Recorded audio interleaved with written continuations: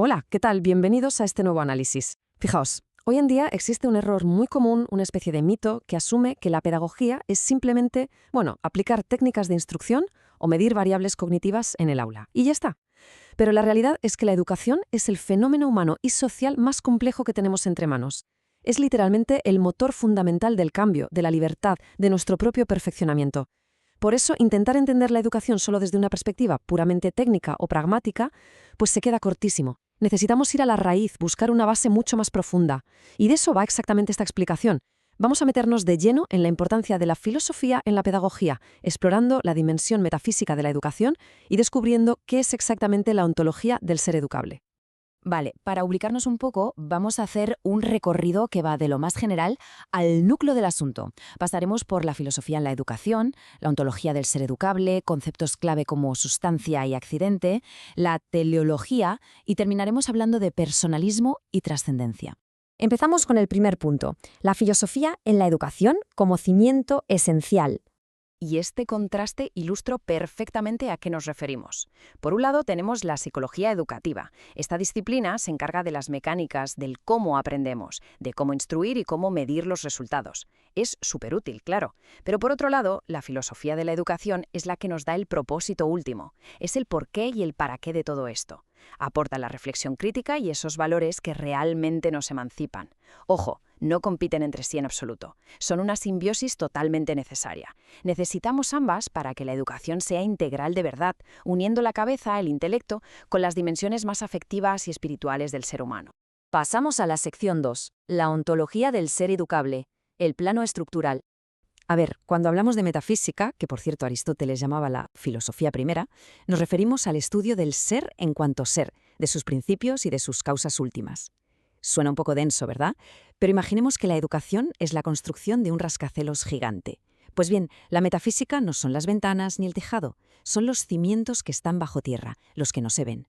Es esa base firme que define la propia naturaleza del ser humano y, por tanto, del proceso educativo que vamos a construir encima. Sin unos cimientos súper sólidos, cualquier metodología que usemos en el aula corre el riesgo de venirse abajo. Fijaos en esta cita porque es una auténtica maravilla. Al decir que el objeto de estudio posee una presencia efectiva y una existencia real, nos está recordando que aquí no trabajamos con ideas abstractas o entes imaginarios. Para nada. La educación está anclada en una realidad absoluta. Cada esfuerzo que hace un profesor, cada técnica que aplica un psicólogo, tiene un impacto directo sobre una vida real y palpable. Descubrir que el material con el que verdaderamente trabajamos es la existencia humana, es algo que cambia completamente la perspectiva de lo que hacemos. Vamos con la sección 3, sustancia y accidente, la estructura metafísica. Lo que resulta realmente fascinante de estos conceptos es cómo ideas que suenan antiquísimas tienen una aplicación brutalmente moderna y práctica. Si nos fijamos en la idea de sustancia, lo central es que la educación no crea un ser humano de la nada absoluta, no. Actúa sobre un sujeto que ya existe previamente, el alumno. Luego tenemos la potencia, que básicamente son esas disposiciones naturales para aprender, el talento que está ahí, latente. Y finalmente, el acto es cuando ese aprendizaje ya se ha hecho realidad, cuando vemos la competencia en acción. Es decir, cualquier intervención en el aula consiste en el fondo en navegar por esta red de potencias que están deseando convertirse en actos reales. Siguiendo con nuestra metáfora del edificio, si el estudiante es la estructura principal que ya está construida e intacta, la educación sería esa reforma espectacular que la perfecciona y la embellece. En términos metafísicos, se dice que la educación es un accidente, pero ojo, entendido como una modificación cualitativa y superpositiva. Esto no es un detalle menor, es importantísimo porque protege la dignidad del estudiante de forma inherente. Quiere decir que, independientemente de los conocimientos que tenga alguien, su esencia como ser humano completo ya está ahí. Es inalterable y merece un respeto absoluto. Entramos en la sección 4, teleología, causas y fines. Para no liarnos con tanta terminología, la teleología básicamente analiza cuál es el propósito último de una acción. En el mundo de la pedagogía, tener esto claro es absolutamente vital para que el sistema tenga coherencia. Para que todo este inmenso esfuerzo educativo no sea dar palos de ciego, su causa final, o sea, su meta definitiva, tiene que encajar a la perfección con la estructura esencial del estudiante. No podemos simplemente enseñar por enseñar, tiene que haber un ideal de fondo que guíe toda la acción. Y aquí llega una de las preguntas más radicales e interesantes que plantea la teleología educativa. Es un debate histórico tremendo y es fascinante verlo de manera imparcial. Por un lado, el idealismo de raíces platónicas diría que el objetivo principal es formar individuos sabios, virtuosos, con una conciencia moral plena, pero en cambio el realismo aristotélico se enfoca más en desarrollar hábitos racionales para alcanzar la felicidad a través de la sabiduría práctica, una sabiduría muchas veces cívica. Básicamente es la gran tensión histórica sobre cuál es la verdadera meta de llenar un aula de estudiantes. Y llegamos a la quinta y última sección, personalismo y trascendencia. Hoy en día, gracias a la enorme influencia de filósofos personalistas como Karol Wojtyla, la perspectiva metafísica da un paso más allá. Nos dice claramente que el ser humano no es solo un animal racional, o peor aún, un disco duro vacío esperando a ser llenado de datos. ¿Qué va?